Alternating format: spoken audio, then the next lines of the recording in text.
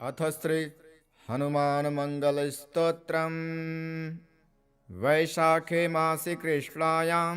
दशम्यां मन्दवासरे पूर्वभाद्रप्रभूताय मङ्गलं श्रीहनुमते करुणारस्वरूपाय फलापूपप्रियाय च नानामाणिक्यहाराय मङ्गलं श्रीहनुमते सुवर्चलाकलत्राय चतुर्भुजधराय च उष्ट्रारूढाय वीराय मङ्गलं श्रीहनुमते दिव्यमङ्गलदेहाय पीताम्बरधराय च तप्तकाञ्चनवर्णाय मङ्गलं श्रीहनुमते भक्तरक्षणशीलाय जानकीशोकहारिणे ज्वलत्पावकनेत्राय मङ्गलं श्रीहनुमते पम्पातीरविहाराय सौमित्रिप्राणदायिने सृष्टिकारणभूताय मङ्गलं श्रीहनुमते रम्भावनविहाराय गन्धमादनवासिने सर्वलोकैकनाथाय मङ्गलं श्रीहनुमते पञ्चाननाय भीमाय कालनेमिहराय च कौण्डिन्यगोत्रजाताय मङ्गलं श्रीहनुमते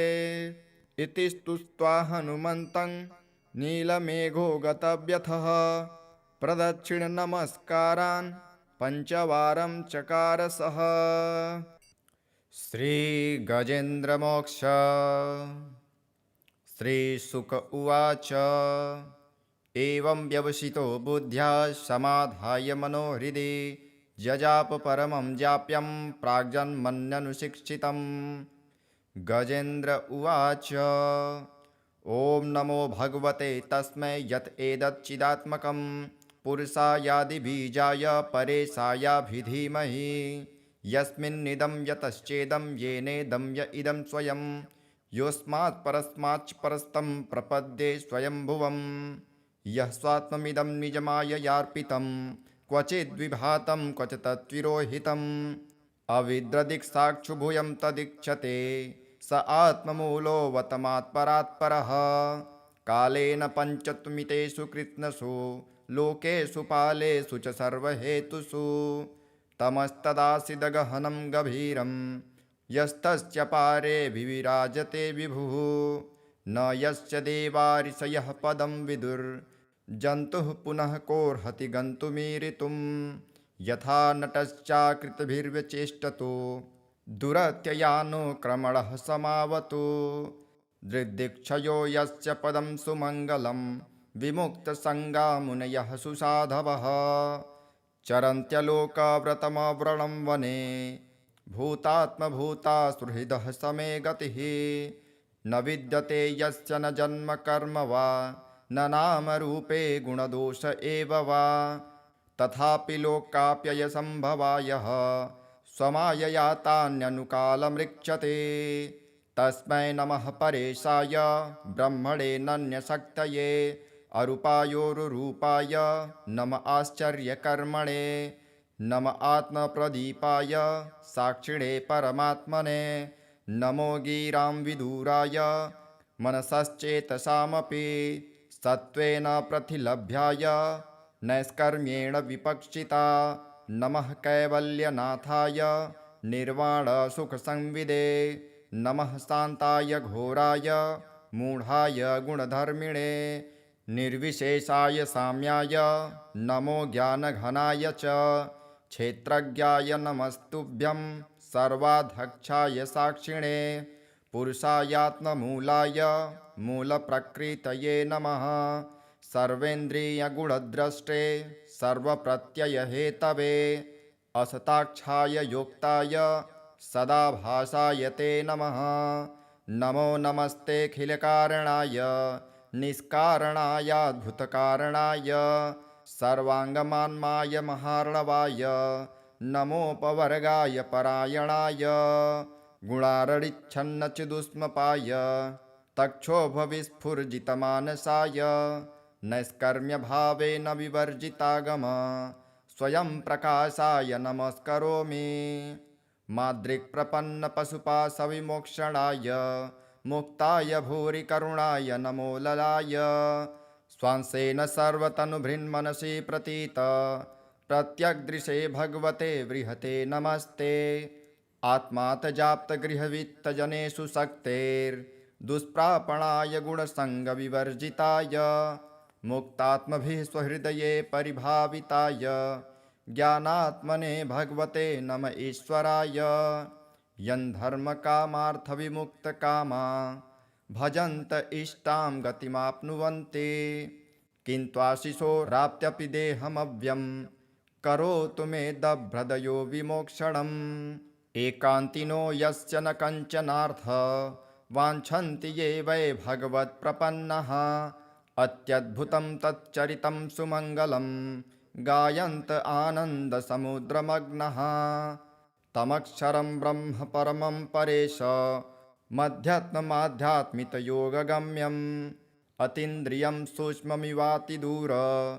अनन्तमद्यां परिपूर्णमीडे यस्य ब्रह्मादयो देवा वेदा लोकाश्चराचरः नामरूपविभेदेन फल्ग्वा च कलया कृतः यथार्चिसोग्रः सवितुर्गभस्थयो निर्यान्ति सन्न्यासकृतः स्वरोचिषः तथा यतोऽहं गुणसम्प्रवाहो बुद्धिर्मनः खानि शरीरसर्गः स वै न देवासुरमर्त्यतिर्यङ् न स्त्री न षण्डो न पुमान् जन्तुः नायं गुणः कर्म न सन्न चासन् निषेधशेषो जयतादशेषः जिजीविषेनाहमिहामुयाके मन्तर्बहिश्चावृतये भयोन्या इच्छामि कालेन न यस्य विप्लव तस्यात्मलोकावरणस्य मोक्षम् सोऽहं विश्वं सृजं विश्वं विश्वं विश्ववेदसं विश्वात्मामनजं ब्रह्म प्रणतोऽस्मि परं पदं योगरन्धितकर्माणो हृदि योगविभाविते योगिनो यं प्रपश्यन्ति योगेशं तं नतोऽस्म्यहम् नमो नमस्तुभ्यं सह्यवेग शक्तित्रयायाखिलधिगुणाय प्रपन्नपालाय दुरन्तशक्तये कदिन्द्रियाणामनवाप्यवर्मणे नायं वेद स्वमात्मानं यक्षक्त्याहं धिया हतं तं दुरात्ययमाहात्म्यं भगवन्तमितोऽस्म्यहम् श्रीशुकदेव उवाच गजेन्द्रमुपवर्णितनिर्विशेषं ब्रह्मादयो विविधलिङ्गभिधाभिमानः नैते यदोपशस्त्रिपुनिर्खिलात्मकत्वात् तत्राखिलामर्मयो हरिराविराशित तं दद्वदार्पमुपलभ्य जगन्निवासः स्तोत्रं निशम्य दिविजयः सह संस्तुवद्भिः छन्दोमयेन गरुडेन समूह्यमान चक्रायुधोऽभ्यगमदास्तु यतो गजेन्द्रः सोऽन्तश्चरस्य रुबलेन गृहीत आर्तो दृष्ट्वा गुरुत्वमतिहरिं ख उपात्मचक्रम् उच्छिप्य साम्बुजकरं गिरमाह कृच्छा नारायणाखिलगुरो भगवन्नमस्ते तं विच्छपीडितमजः सहसावतीर्य सग्राहमासु सरसः कृपजोज्वहार ग्रहाद्विपाटितमुखादरिणां गजेन्द्रं सम्पश्यतां हरिरमुमुच दुस्त्रियणाम् इति श्रीगजेन्द्रमोक्षम्। नारायणकवच राजोवाच यया गुप्तसहस्राक्षः सवाहनरिपुसैनिकान् क्रीडन्निव विनिर्जित्य त्रिलोक्या बभुजे श्रियं भगवस्तन्ममाख्याहि वर्म नारायणात्मकं कथः ततायिनः शत्रून् येन गुप्तो जयन्मृधे। श्रीशुक उवाच वृतः पुरोहितस्त्वाष्ट्रो महेन्द्रायानुपृच्छते नारायणाख्यं वर्माः तदिहैकमनः शृणु। विश्वरूप उवाच भवताङ्घ्रिपाणिराचम्य सपवित्रौदङ्मुखः कृतस्त्वाङ्गकरन्यासो मन्त्राभ्यां वाग्यतः शुचिः नारायणमयं वर्म संह्योदभयागते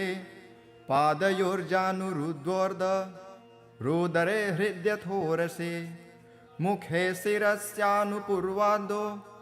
कारादिनी विन्यसेत् ॐ नमो नारायणायति विपर्ययमथापि वा करं न्यासं ततः कुर्याद् द्वादशाक्षरविद्यया प्रणवादीयकारान्त मङ्गुल्यङ्गुष्ठपर्वसु न्यसेदृदय ओङ्कारं विकारमनुमूर्धनि साकारं तु भ्रुवोर्मध्ये आकारं शिखया दशेत् वेकारं नेत्रयोर्जुञ्जा ओङ्कारं सर्वसन्धिषु मकारं अस्त्रमिहुदिक्षि मन्त्रमूर्तिर्भवेदबुध सविर्गसङ्गफलन्तं तत्सर्वदिक्षु विनिर्देशे ॐ विष्णवे नमः इति आत्मानं परमं ध्यायेत् ध्येयं षट्शक्तिर्भिर्युतं विद्या तेजस्तपो मूर्तिं मिमं मन्त्रमुदाहरेत् ॐ हरिविर्दध्यानं मम सर्वरक्षां नस्ताङ्गगृहे पद्मः पतेङ्गदष्टो दरारिचर्माशिगदेषु च पाषाणदधानोष्टगुणोष्टबाहुः जलेषु मा रक्षतु मत्स्यमूर्ति यार्दो गणेभ्यो वरुणस्य पाशात् स्थलेषु माया वटुवा मनोव्यात् त्रिविक्रमः खेवतु विश्वरूपः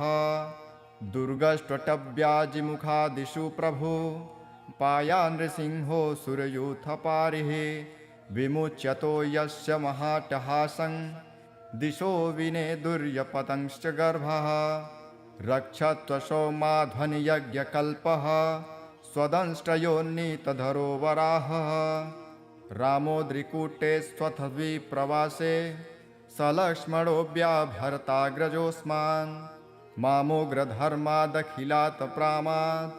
नारायणः पातु नरश्च हासात् दत्तस्तयोगादथ योगनाथः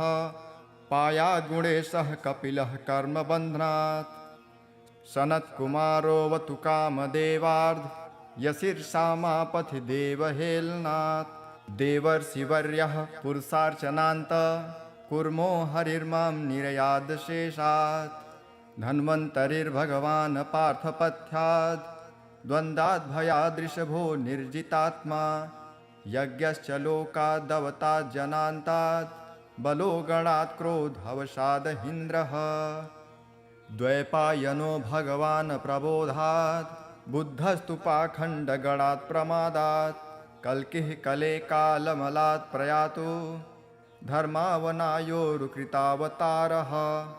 मां केशवो गदया प्रतारभ्यात् गोविन्द आसङ्गवमाप्तवेणुः नारायणप्राण उदात्तशक्तिः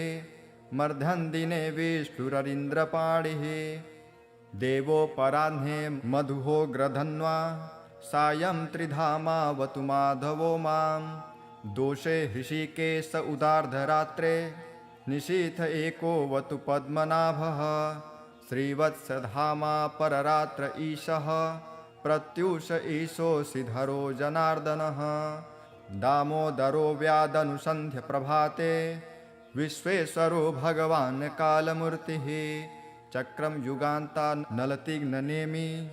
भ्रमत्समन्ताद् भगवत्प्रयुक्तं दन्दग्धिदन्दग्धरिसेनमासु कच्छं यथावात् सखो हुताशः गदे सनिस्पर्शन विमुस्फुलिङ्गे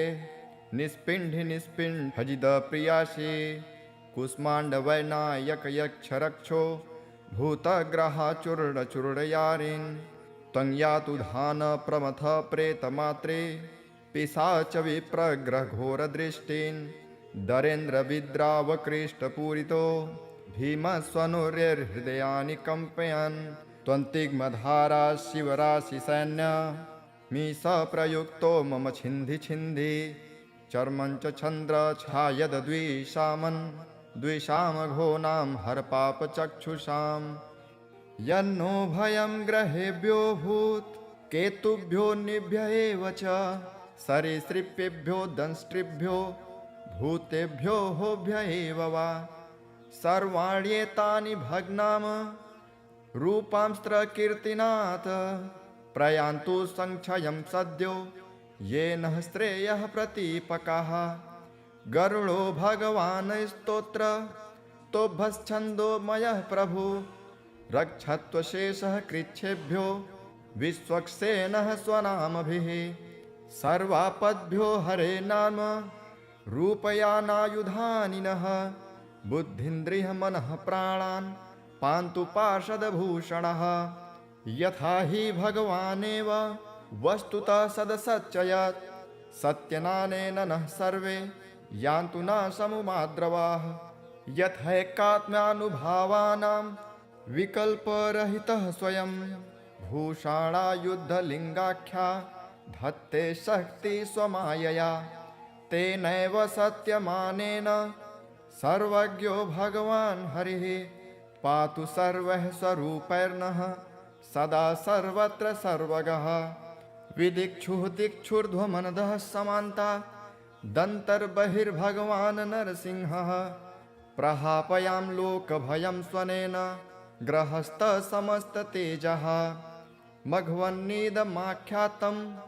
वर्मनारायणात्मकं विजयस्य जसाञ्जेन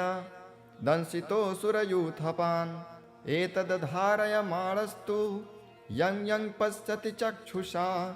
पदावां संस्पृशे सद्यः साध्वसात् स विमुच्यते न कुतश्चित् भयं तस्य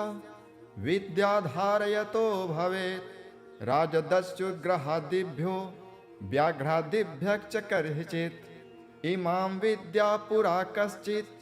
कौशिको धारयन् द्विजः योगधारणयां स्वाङ्गं जाहो स मरुधन्वनि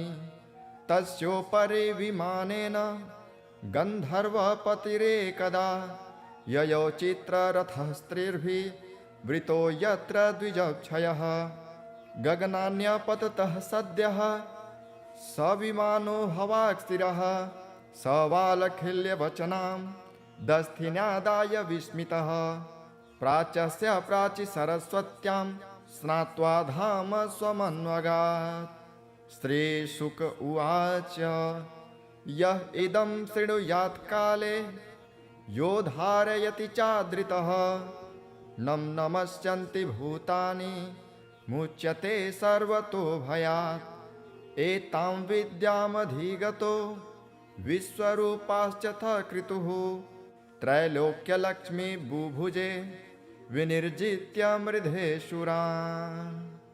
वैशाखे मासि कृष्णायां दशम्यां मन्दवासरे पूर्वभाद्रप्रभूताय मङ्गलं श्रीहनुमते करुणारस्वरूपाय फलापूपप्रियाय च नानामाणिक्यहाराय मङ्गलं श्रीहनुमते सुवर्चलाकलत्राय चतुर्भुजधराय च उष्ट्रारूढाय वीराय मङ्गलं श्रीहनुमते दिव्यमङ्गलदेहाय पीताम्बरधराय च तप्तकाञ्चनवर्णाय मङ्गलं श्रीहनुमते भक्तरक्षणशीलाय जानकीशोकहारिणे ज्वलत्पावकनेत्राय मङ्गलं श्रीहनुमते पम्पातीरविहाराय सौमित्रिप्राणदायिने सृष्टिकारणभूताय मङ्गलं श्रीहनुमते रम्भावनविहाराय गन्धमादनवासिने सर्वलोकैकनाथाय मङ्गलं श्रीहनुमते पञ्चाननाय भीमाय कालनेमिहराय च कौण्डिन्यगोत्रजाताय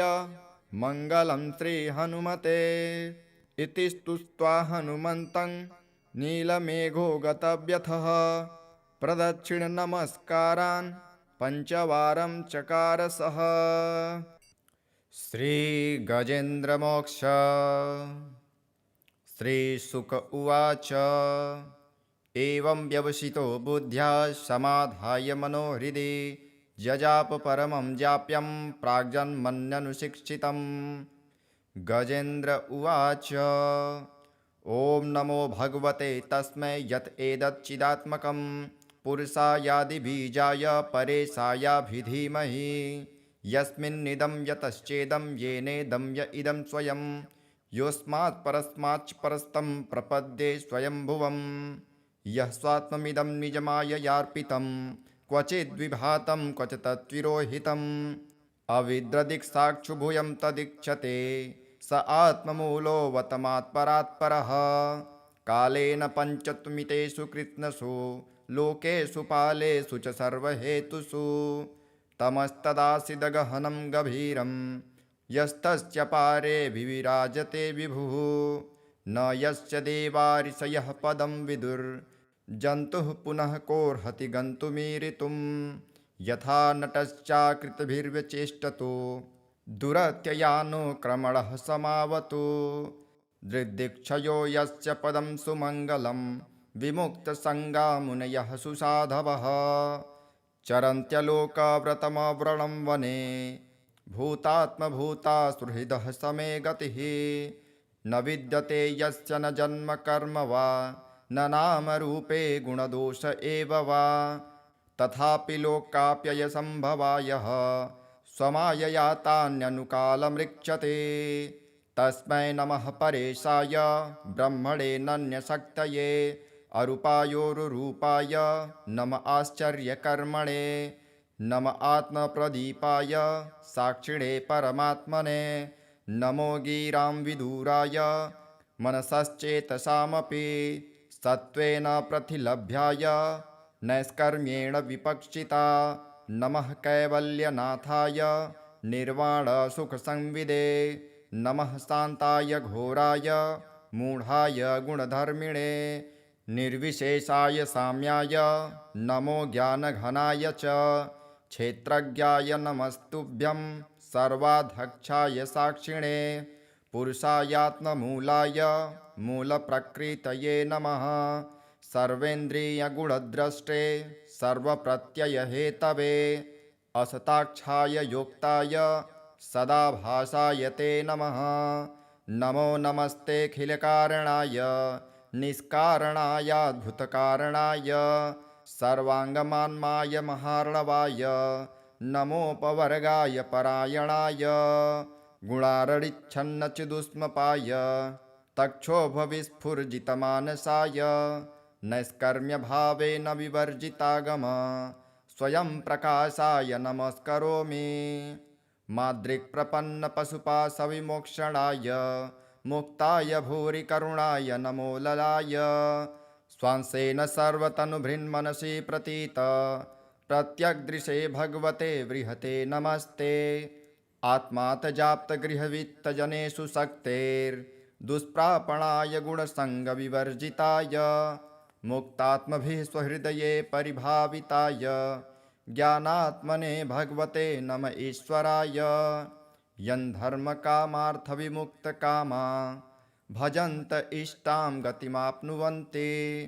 किन्त्वाशिशोराप्त्यपि देहमव्यं करोतु मे दभ्रदयो विमोक्षणम् एकान्तिनो यस्य न कञ्चनार्थ वाञ्छन्ति ये वै भगवत्प्रपन्नः अत्यद्भुतं तच्चरितं सुमङ्गलं गायन्त आनन्दसमुद्रमग्नः तमक्षरं ब्रह्म परमं परेश मध्यात्ममाध्यात्मितयोगगम्यम् अतीन्द्रियं सूक्ष्ममिवातिदूर अनन्तमद्यां परिपूर्णमीडे यस्य ब्रह्मादयो देवा वेदा लोकाश्चराचरः नामरूपविभेदेन फल्ग्वा च कलया कृतः यथार्चिसोग्रः सवितुर्गभस्थयो निर्यान्ति सन्न्यासकृतः स्वरोचिषः तथा यतोऽहं गुणसम्प्रवाहो बुद्धिर्मनः खानि शरीरसर्गः स वै न देवासुरमर्त्यतिर्यङ् न स्त्री न षण्डो न पुमान् जन्तुः नायं गुणः कर्म न सन्न चासन् निषेधशेषो जयतादशेषः जिजीविषेनाहमिहामुयाके मन्तर्बहिश्चावृतये भयोन्या इच्छामि कालेन न यस्य विप्लव तस्यात्मलोकावरणस्य मोक्षम् सोऽहं विश्वं सृजं विश्वं विश्वं विश्ववेदसं विश्वात्मामनजं ब्रह्म प्रणतोऽस्मि परं पदं योगरन्धितकर्माणो हृदि योगविभाविते योगिनो यं प्रपश्यन्ति योगेशं तं नतोऽस्म्यहम् नमो नमस्तुभ्यं सह्यवेग शक्तित्रयायाखिलधिगुणाय प्रपन्नपालाय दुरन्तशक्तये कदिन्द्रियाणामनवाप्यवर्मणे नायं वेद स्वमात्मानं यक्षक्त्याहं धिया हतं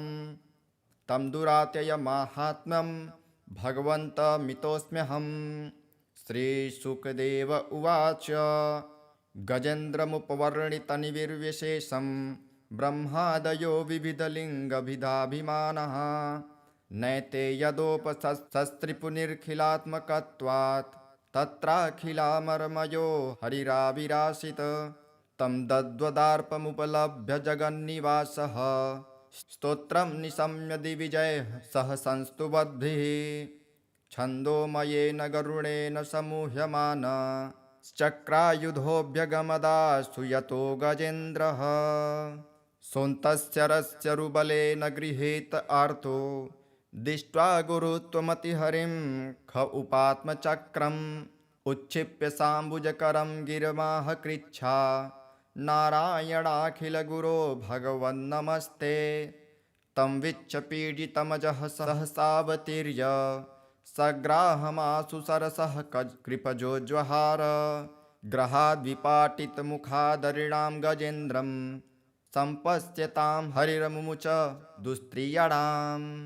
इति श्रीगजेन्द्रमोक्षम्। नारायण कवच राजोवाच यया गुप्तसहस्राक्षः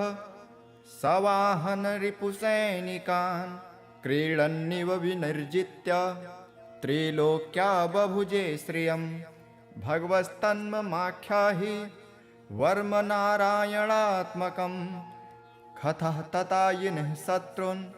येन गुप्तो जयन्मृधे। श्रीशुक उवाच वृतः पुरोहितस्त्वाष्ट्रो महेन्द्रायानुपृच्छते नारायणाख्यं वर्माः तदिहैकमनः शृणु। विश्वरूप उवाच धौताङ्घ्रिपाणिराचम्य सपवित्रौदङ्मुखः कृतस्त्वाङ्गकरन्यासो मन्त्राभ्यां वाग्यतः शुचिः नारायणमयं वर्म संह्योदभयागते पादयोर्जानुरुद्वोर्ध रुदरे हृद्यथोरसे मुखे शिरस्यानुपूर्वादो कारादिनी विन्यसेत्। ॐ नमो नारायणायति विपर्ययमथापि वा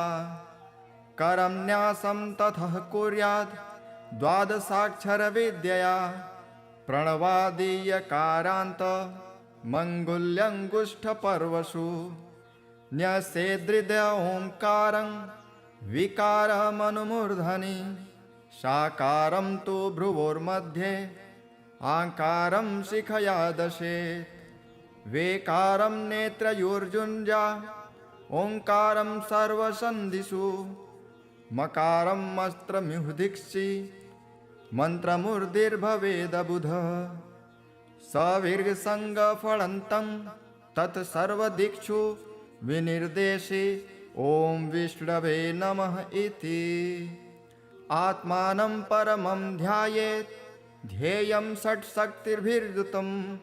विद्या तेजस्तपो मूर्तिं मिमं मन्त्रमुदाहरेत्। ॐ हरिविर्दध्यानं मम सर्वरक्षां नस्ताङ्गगृहे पद्मः पतेङ्गदष्टो दरारिचर्माशिगदेषु च पाषाणदधानोष्टगुणोष्टबाहुः जले सुमारक्षतुमर्त्यमूर्ति यार्दो गणेभ्यो वरुणस्य पाशात् स्थले सुमाया वटुवा मनोव्यात् त्रिविक्रमः खेवतु विश्वरूपः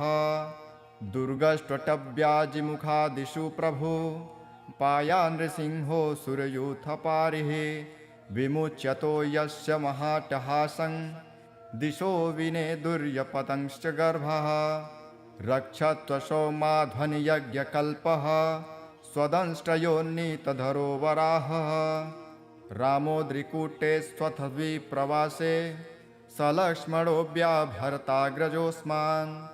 मामोग्रधर्मादखिलात् प्रामात् नारायणः पातु नरश्च हासात् दत्तस्तयोगादथ योगनाथः पायाद्गुणेशः कपिलः कर्मबन्धनात् सनत्कुमारोऽवतु कामदेवार्ध यशीर्षामापथि देवहेलनात् देवर्षिवर्यः पुरुषार्चनान्त कुर्मो हरिर्मां निरयादशेषात् धन्वन्तरिर्भगवान् पार्थपथ्याद् द्वन्द्वाद्भयादृशभो निर्जितात्मा यज्ञश्च लोकादवतात् जनान्तात् बलो गणात् क्रोधवशादहीन्द्रः द्वैपायनो भगवान् प्रबोधात् बुद्धस्तु पाखण्डगणात् प्रमादात् कल्किः कले कालमलात् प्रयातु धर्मावनायोरुकृतावतारः मां केशवो गदया प्रतारभ्यात् गोविन्द आसङ्गवमाप्तवेणुः नारायणप्राण उदात्तशक्तिः मर्धन्दिने विष्णुररीन्द्रपाणिः देवोपराह्ने मधुहोग्रधन्वा सायं त्रिधामावतु माधवो मां दोषे हृषिकेश उदार्धरात्रे निशीथ एकोऽवतु पद्मनाभः श्रीवत्सधामा पररात्र ईशः प्रत्यूष ईशोऽसिधरो जनार्दनः दामोदरो व्यादनुसन्ध्य प्रभाते विश्वेश्वरो भगवान् कालमूर्तिः चक्रं युगान्ता नलतिग्ननेमि भ्रमत्समन्ताद् भगवत्प्रयुक्तं दन्दग्धिदन्दग्धरिसेनमासु कच्छं यथावात् सखो हुताशः गदे सनिस्पर्शन विमुस्फुलिङ्गे निस्पिण्ढि निस्पिण्ढजिदप्रियासि कुष्माण्डवैनायकयक्षरक्षो भूतग्रहाचूर्णचूर्णयारिन् त्वं यातु धान प्रमथ प्रेतमात्रे पिशाच विप्रग्रहघोरदृष्टिन् दरेन्द्रविद्रावकृष्टपूरितो भीमस्वनुर्हृदयानि कम्पयन् त्वन्तिग्मधारा शिवराशिसैन्य मीश प्रयुक्तो मम छिन्धि छिन्धि चर्मं च छन्द्र छायद्विषामन् द्विषामघोनां हरपापचक्षुषां यन्नो भयं ग्रहेभ्यो भूत् केतुभ्यो निभ्य एव च सरीसृपेभ्यो दंष्ट्रिभ्यो भूतेभ्यो होभ्य एव वा सर्वाण्येतानि भग्नाम रूपांस्त्रकीर्तिनाथ प्रयान्तु संक्षयं सद्यो येन श्रेयः प्रतीपकाः गरुडो भगवान् स्तोत्र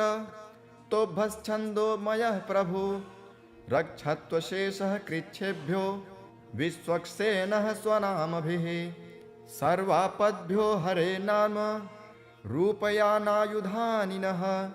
बुद्धिन्द्रियः मनः प्राणान् पान्तु पार्षदभूषणः यथा हि भगवानेव वस्तुतः सदसच्चयत् सत्यनानेन नः सर्वे यान्तु न समुमाद्रवाः यथैकात्म्यानुभावानां विकल्परहितः स्वयं भूषाणायुद्धलिङ्गाख्या धत्ते शक्ति स्वमायया तेनैव सत्यमानेन सर्वज्ञो भगवान् हरिः पातु सर्वः स्वरूपैर्नः सदा सर्वत्र सर्वगः विदिक्षुः दिक्षुर्ध्वमनदः समान्ता दन्तर्बहिर्भगवान् नरसिंहः प्रहापयां लोकभयं स्वनेन ग्रहस्थसमस्ततेजः मघवन्नीदमाख्यातं वर्मनारायणात्मकं विजेशस्य जसाञ्जेन दंशितोऽसुरयूथपान् एतद्धारयमाणस्तु यं यं पश्यति चक्षुषा पदावां संस्पृशे सद्यः साध्वसात् स विमुच्यते न कुतश्चित् भयं तस्य विद्याधारयतो भवेत् राजदस्युग्रहादिभ्यो व्याघ्रादिभ्यश्च कर्हिचित् इमां विद्या पुरा कश्चित् कौशिको धारयन् द्विजः योगधारणयां स्वाङ्गं जाहो स मरुधन्वनि तस्योपरि विमानेन गन्धर्वपतिरेकदा ययौ चित्ररथः स्त्रीर्भिः वृतो यत्र द्विजक्षयः गगनान्यपततः सद्यः स विमानो हवाक्स्थिरः स बालखिल्यवचनां दस्थिन्यादाय विस्मितः प्राच्यस्य प्राचि सरस्वत्यां स्नात्वा धाम स्वमन्वगात्। श्रीशुक उवाच यः इदं शृणुयात् काले यो धारयति चादृतः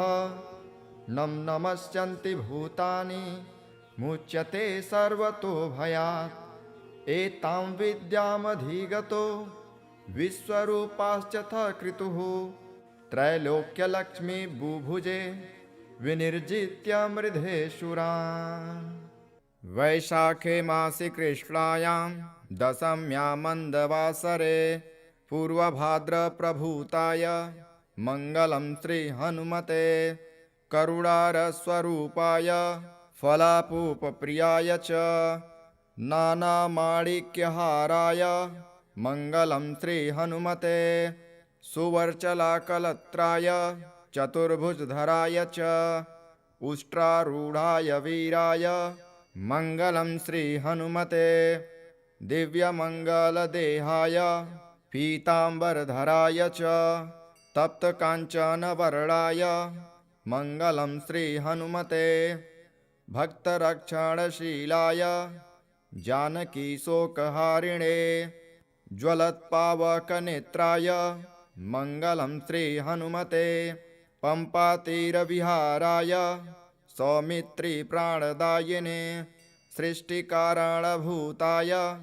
मङ्गलं श्रीहनुमते रम्भावनविहाराय गन्धमादनवासिने सर्वलोकैकनाथाय मङ्गलं श्रीहनुमते पञ्चाननाय भीमाय कालनेमिहराय च कौण्डिन्यगोत्रजाताय मङ्गलं श्रीहनुमते इति स्तुत्वा हनुमन्तं नीलमेघो गतव्यथः प्रदक्षिणनमस्कारान् पञ्चवारं चकार सः। श्रीगजेन्द्रमोक्ष। श्रीशुक उवाच एवं व्यवसितो बुद्ध्या समाधाय मनोहृदि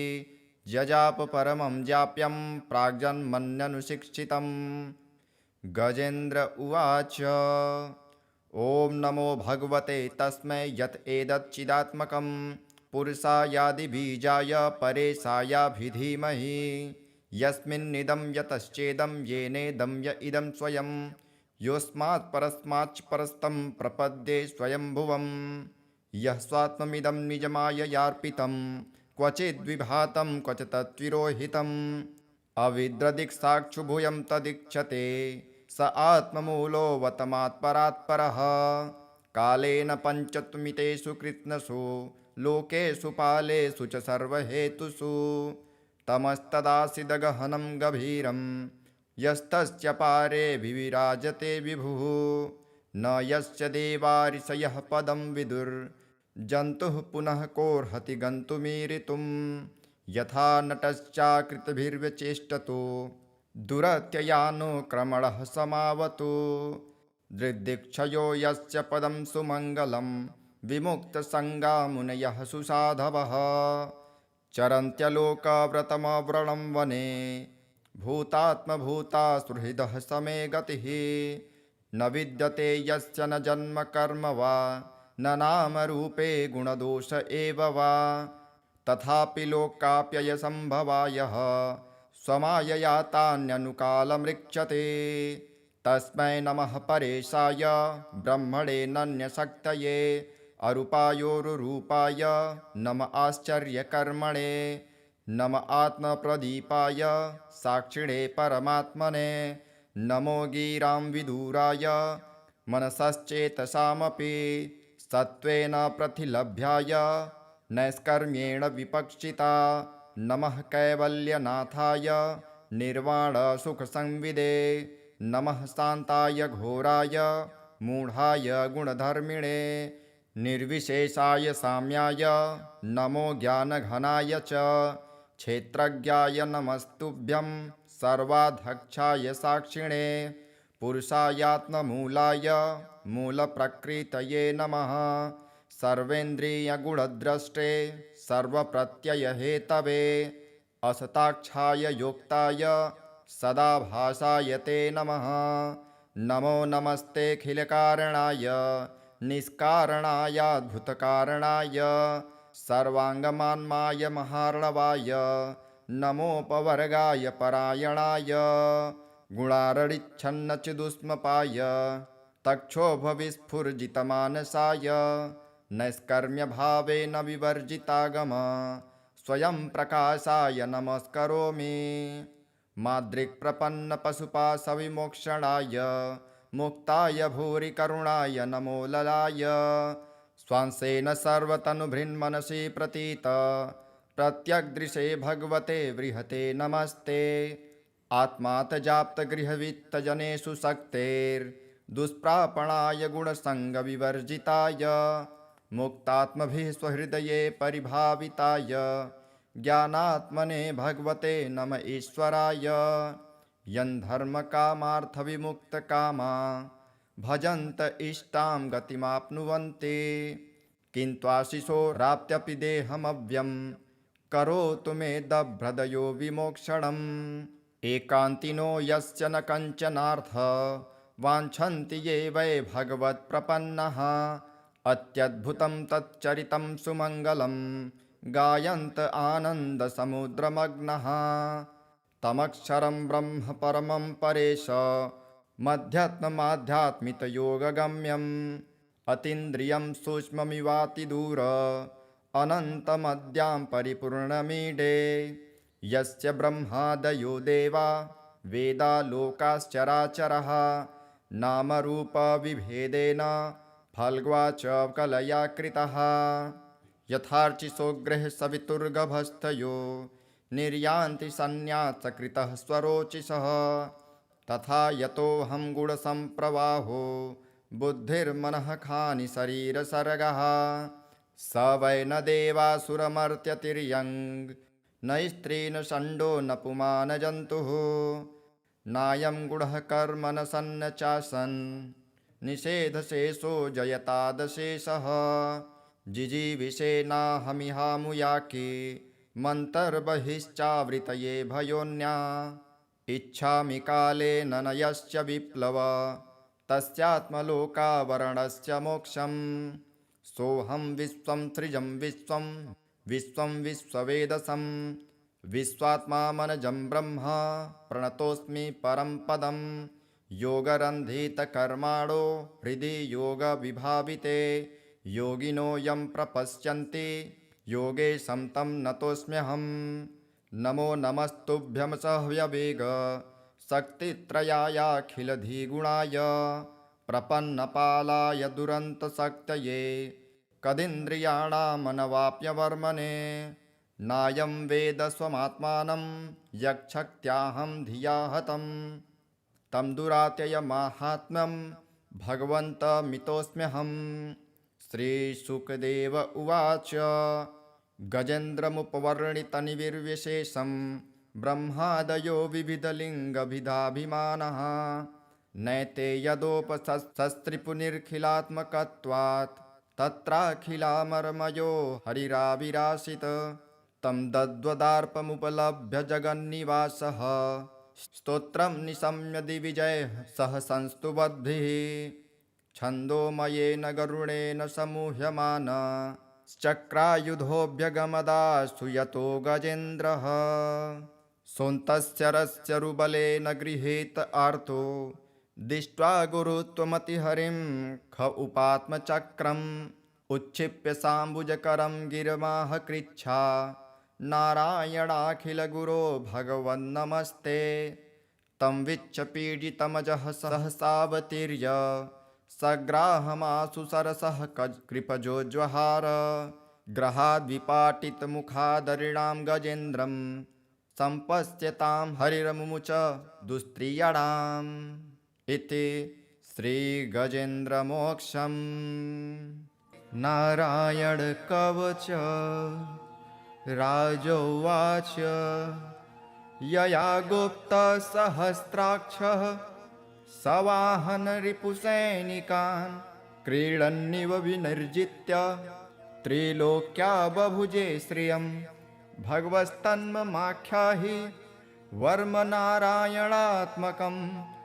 कथः ततायिनः शत्रून् येन गुप्तो जयन्मृधे। श्रीशुक उवाच वृतः पुरोहितस्त्वाष्ट्रो महेन्द्रायानुपृच्छते नारायणाख्यं वर्माः तदिहैकमनः शृणु। विश्वरूप उवाच धौताङ्घ्रिपाणिराचम्य सपवित्रौदङ्मुखः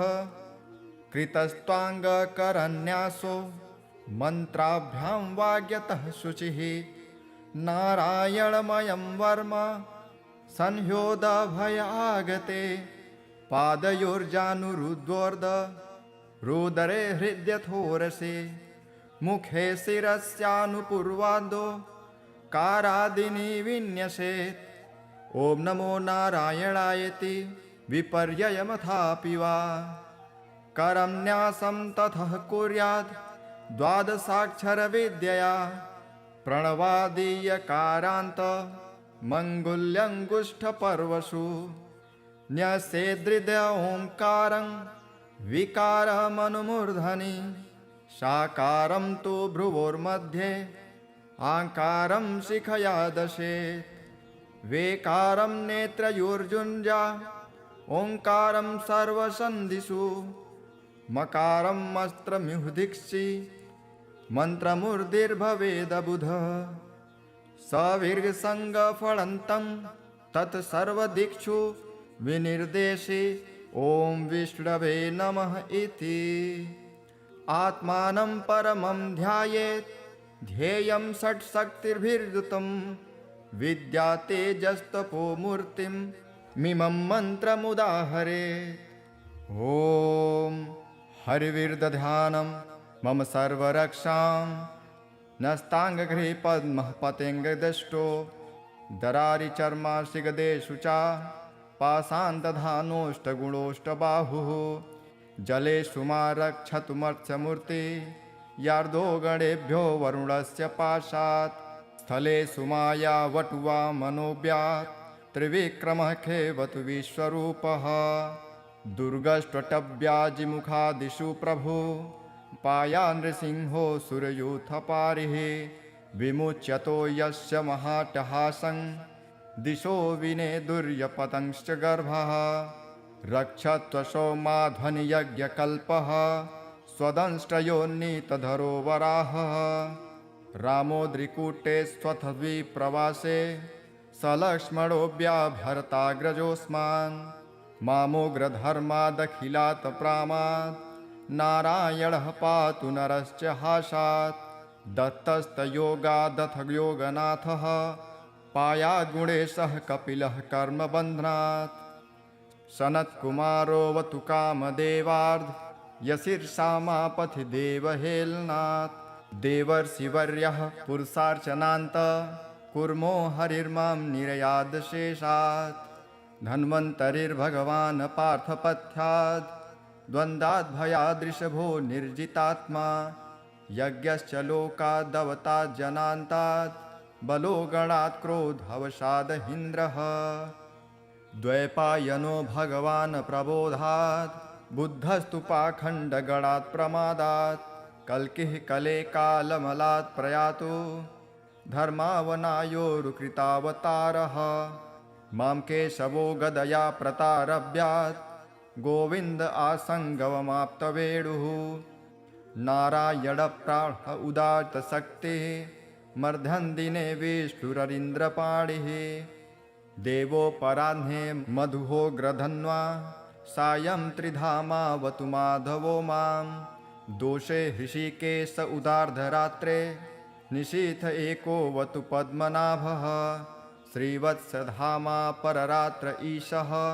प्रत्यूष ईशोऽसिधरो जनार्दनः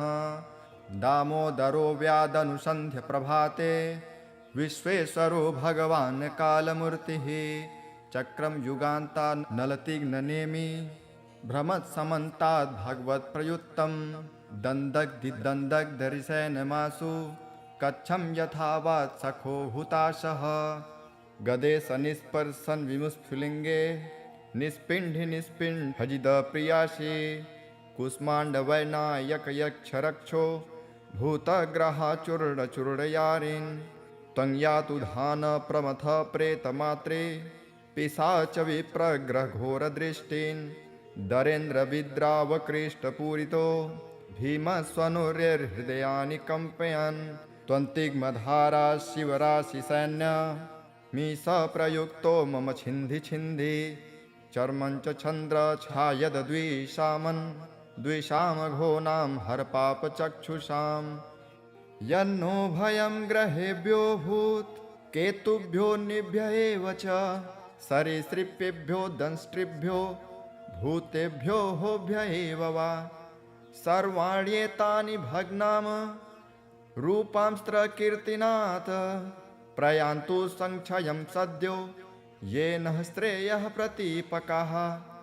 गरुडो भगवान् स्तोत्र तोभश्छन्दोमयः प्रभु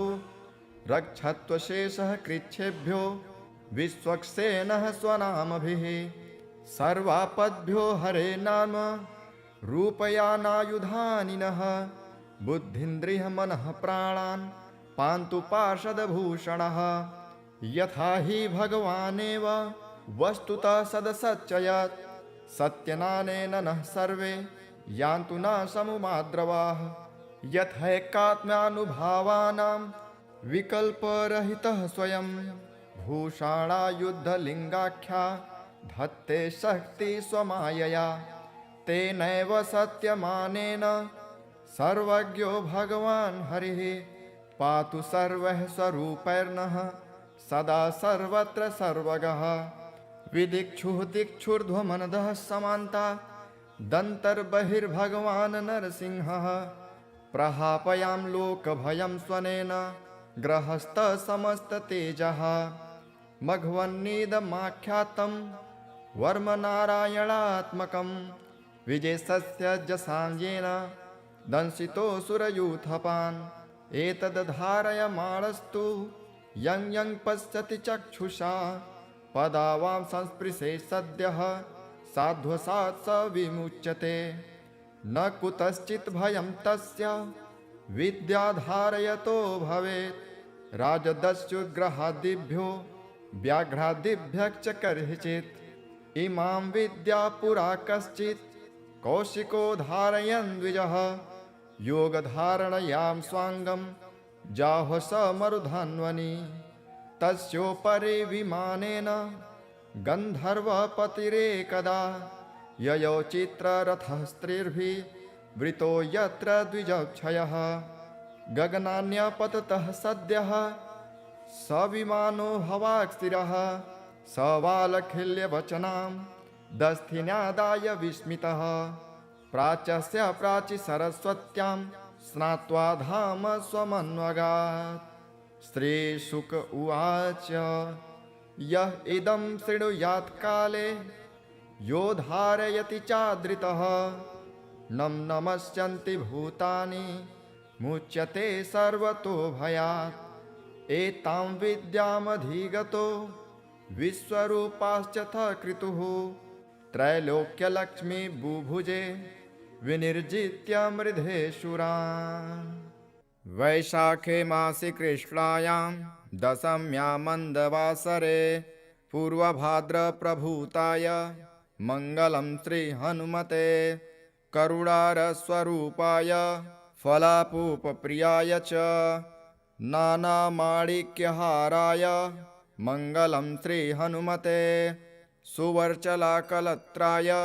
चतुर्भुजधराय च उष्ट्रारूढाय वीराय मङ्गलं श्रीहनुमते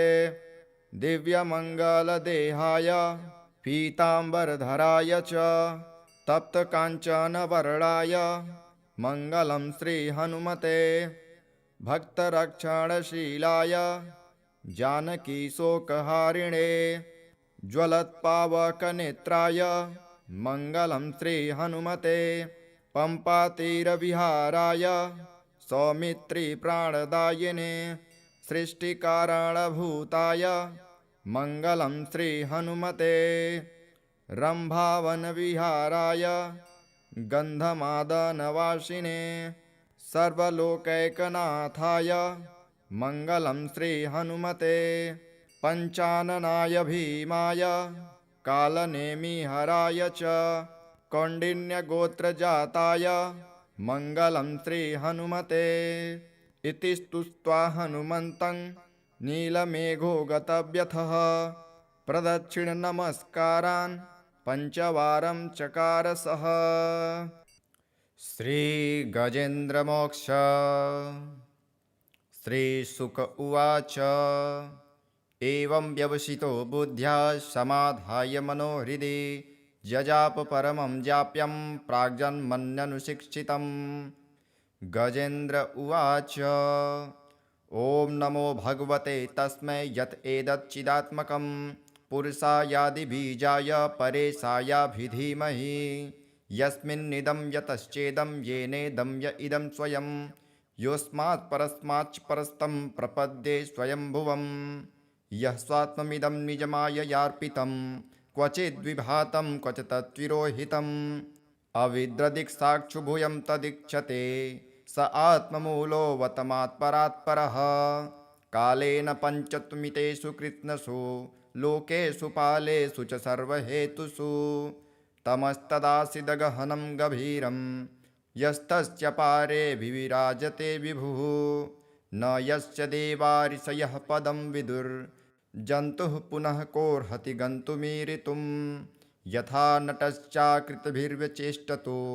दुरत्ययानुक्रमणः समावतु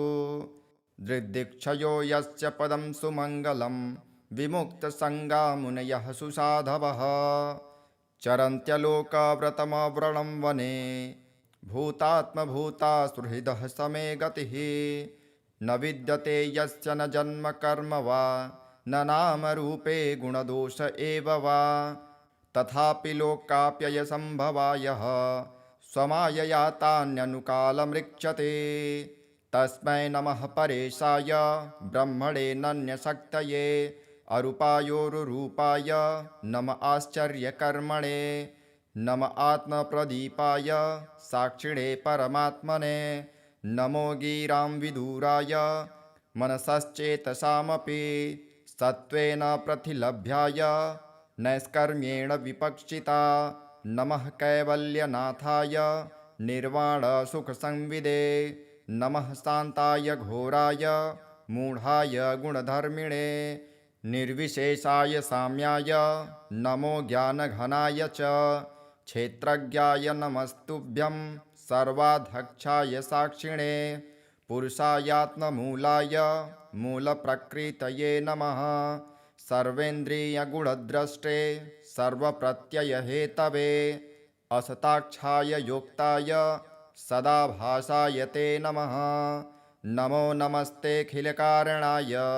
निष्कारणायाद्भुतकारणाय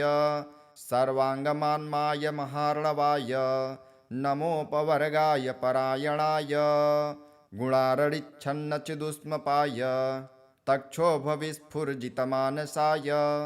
नैष्कर्म्यभावेन विवर्जितागम स्वयं प्रकाशाय नमस्करोमि माद्रिक्प्रपन्नपशुपाशविमोक्षणाय मुक्ताय भूरि करुणाय नमो ललाय स्वांसेन सर्वतनुभृन्मनसि प्रतीत प्रत्यग्दृशे भगवते बृहते नमस्ते आत्मातजाप्तगृहवित्तजनेषु शक्तेर्दुष्प्रापणाय गुणसङ्गविवर्जिताय मुक्तात्मभिः स्वहृदये परिभाविताय ज्ञानात्मने भगवते नम ईश्वराय यन्धर्मकामार्थविमुक्तकामा भजन्त इष्टां गतिमाप्नुवन्ति किन्त्वाशिषोराप्त्यपि देहमव्यं करोतु मे दभ्रदयो विमोक्षणम् एकान्तिनो यस्य न कञ्चनार्थ वाञ्छन्ति ये वै भगवत्प्रपन्नः अत्यद्भुतं तच्चरितं सुमङ्गलं गायन्त आनन्दसमुद्रमग्नः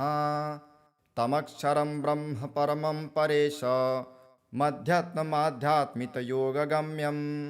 अतीन्द्रियं सूक्ष्ममिवातिदूर अनन्तमद्यां परिपूर्णमीडे यस्य ब्रह्मादयो देवा वेदा लोकाश्चराचरः नामरूपविभेदेन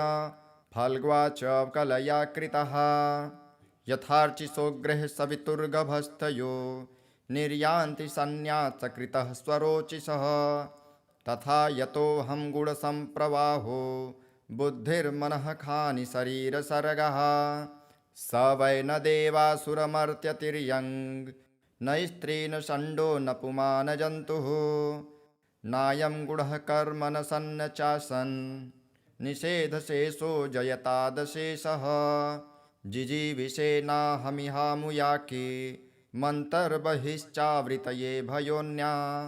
इच्छामि कालेन न यस्य विप्लव तस्यात्मलोकावरणस्य मोक्षम् सोऽहं विश्वं सृजं विश्वं विश्वं विश्ववेदसं विश्वात्मामनजं ब्रह्म प्रणतोऽस्मि परं पदं योगरन्धितकर्माणो हृदि योगविभाविते योगिनो यं प्रपश्यन्ति योगेशं तं नतोऽस्म्यहम् नमो नमस्तुभ्यं सह्यवेग शक्तित्रयायाखिलधिगुणाय प्रपन्नपालाय दुरन्तशक्तये कदिन्द्रियाणामनवाप्यवर्मणे नायं वेद स्वमात्मानं यक्षक्त्याहं धिया हतं तं दुरात्ययमाहात्म्यं भगवन्तमितोऽस्म्यहम् श्रीशुकदेव उवाच गजेन्द्रमुपवर्णितनिर्विशेषं ब्रह्मादयो विविधलिङ्गभिधाभिमानः नैते यदोपशस्त्रिपुनिर्खिलात्मकत्वात् तत्राखिलामर्मयो हरिराविराशित तं दद्वदार्पमुपलभ्य जगन्निवासः स्तोत्रं निशम्य दिविजयः सह संस्तुवद्भिः छन्दोमयेन गरुडेन समूह्यमान चक्रायुधोऽभ्यगमदास्तु यतो गजेन्द्रः सोऽन्तस्य रस्य रुबलेन गृहीत आर्तो दृष्ट्वा गुरुत्वमतिहरिं ख उपात्मचक्रम् उच्छिप्य साम्बुजकरं गिरमाह कृच्छा नारायणाखिलगुरो भगवन्नमस्ते तं विच्छपीडितमजः सहसावतीर्य सग्राहमासु सरसः कृपजोज्वहार ग्रहाद्विपाटितमुखादरिणां गजेन्द्रं सम्पश्यतां हरिरमुमुच दुस्त्रियाणाम् इति श्रीगजेन्द्रमोक्षम्।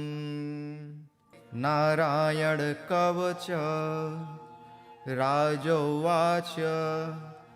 यया गुप्तसहस्राक्षः सवाहनरिपुसैनिकान् क्रीडन्निव विनिर्जित्य त्रिलोक्या बभुजे श्रियं भगवस्तन्ममाख्याहि वर्म नारायणात्मकं कथः ततायिनः शत्रून् येन गुप्तो जयन्मृधे। श्रीशुक उवाच वृतः पुरोहितस्त्वाष्ट्रो महेन्द्रायानुपृच्छते नारायणाख्यं वर्माः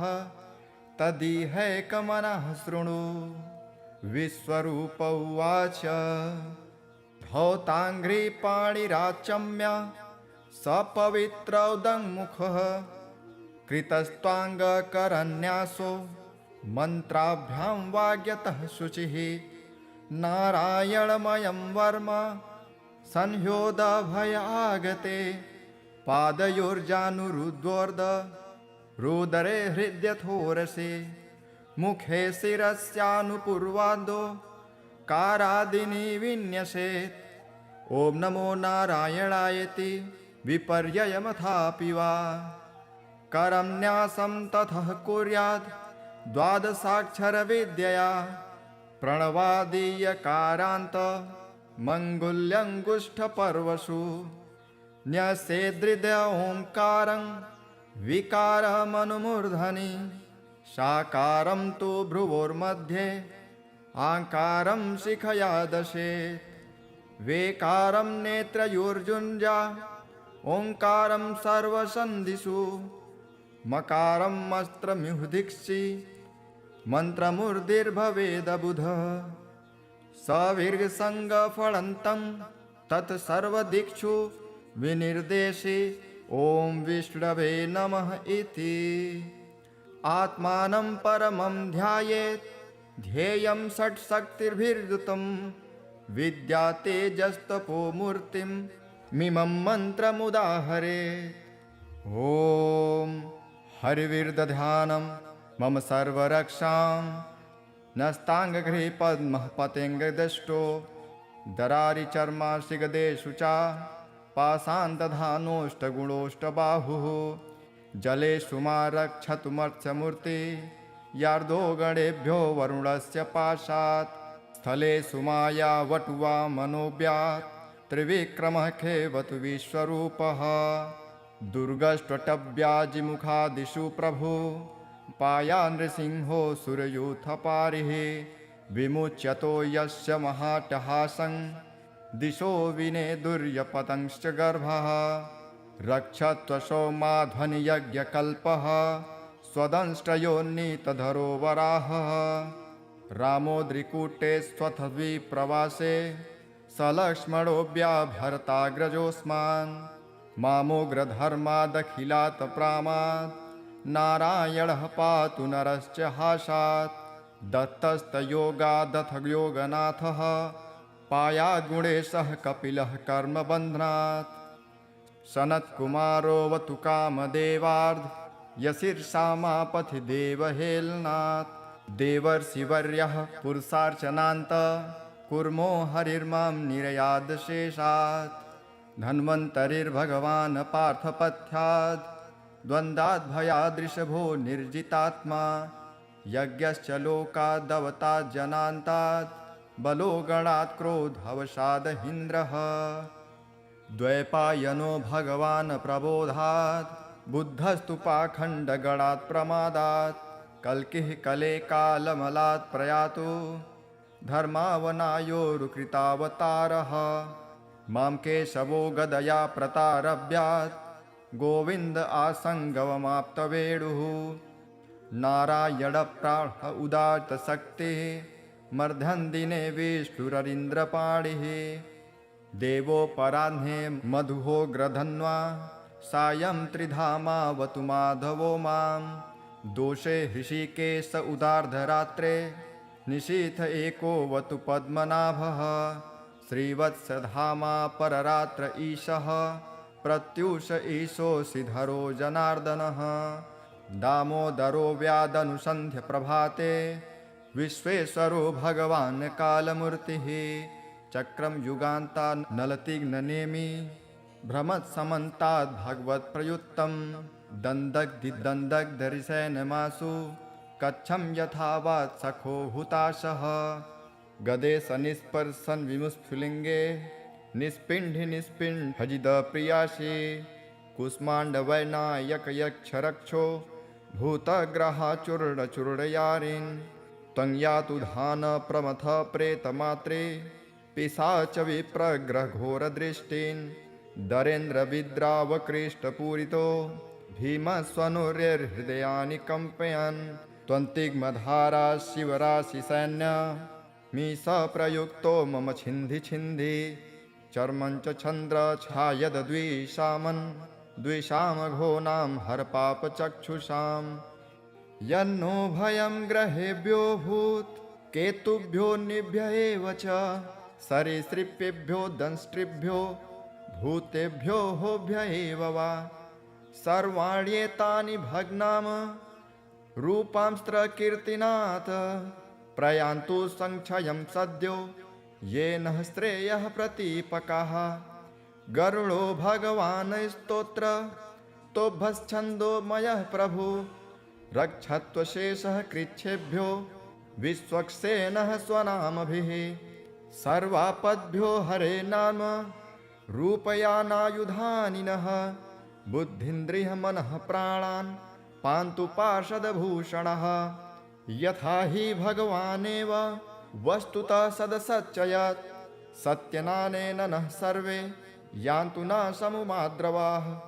यथैकात्म्यानुभावानां विकल्परहितः स्वयं भूषाणायुद्धलिङ्गाख्या धत्ते शक्ति स्वमायया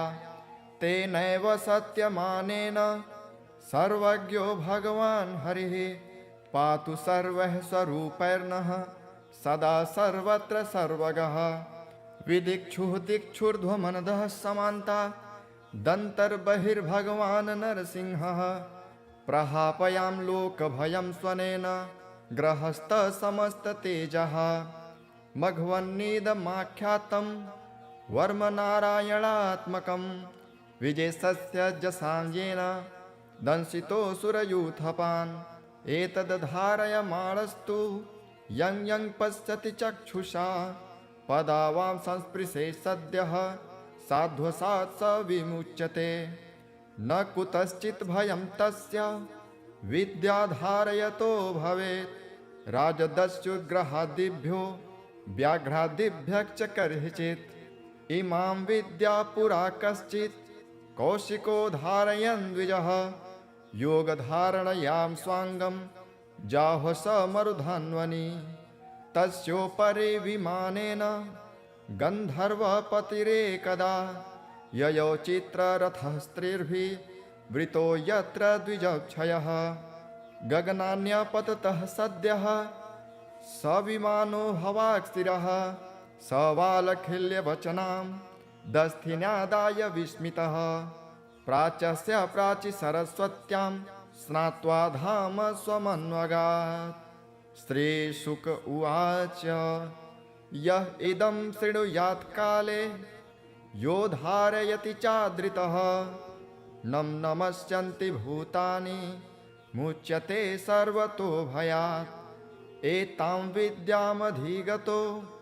विश्वरूपाश्चथ क्रतुः त्रैलोक्यलक्ष्मी बुभुजे विनिर्जित्य मृधेशुरान्।